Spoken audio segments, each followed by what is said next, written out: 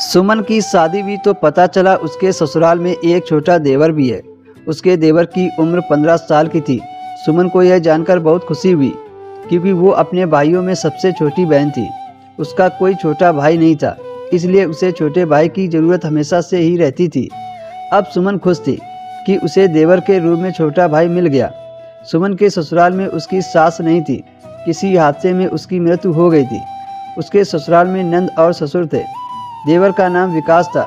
वो पूरा दिन सुमन के आगे पीछे डोलता रहता था क्योंकि सुमन बहुत खूबसूरत थी। दरअसल सुमन की लव मैरिज हुई थी। जब वे दोनों स्कूल में थे तभी दोनों में प्यार हो गया था। सुमन का देवर सुमन की खूब इज्जत करता था।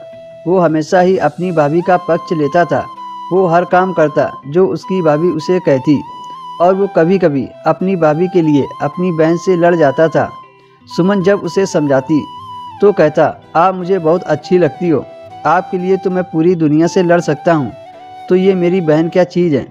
कभी कभी उसका देवर बहुत खुश होता था तो वो अपनी भाभी के गले लग जाता था, पर उसके गले लगने का तरीका कुछ अजीब था। पर सुमन उसे छोटा समझकर कुछ नहीं कहती थी। एक दिन सुमन का पति किसी पार्टी में गया था। रात को वो वापस नहीं आ सकते थे, इसलिए सुमन को कह गया था कि विकास को अपने साथ कमरे में लिटा लेना।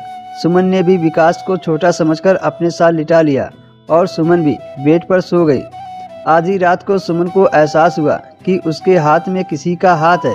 उसकी आंख खुली तो उसके देवर ने सुमन का हाथ पकड़ रखा था। सुमन देखकर डर गई और बोली, ये क्या बदतमीजी है। विकास कहने लगा कि भाभी आप मुझे बहुत अच्छी लगती हो, मुझे आपसे प्यार हो गया है।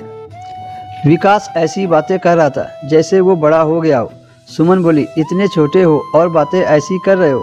विकास मुस्कुराकर बोला, भाभी मैं छोटा नहीं हूँ, मैं 18 साल का हूँ, मेरा कद नहीं बढ़ा, इसलिए सब मुझे छोटा समझते हैं।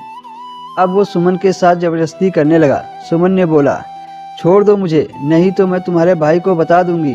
उसका देवर बोला, तू क्या समझती थी, मैं तेरे लिए अपनी बहन से लड़ जाता था फालतू में, इसी दिन के लिए मैं ये सब कर रहा था। इतना कहकर वो भाभी को अपना हवस का शिकार बना लिया। सुमन ने भी अपनी इज्जत बरकरार रखने के लिए किसी को कुछ नहीं बताया।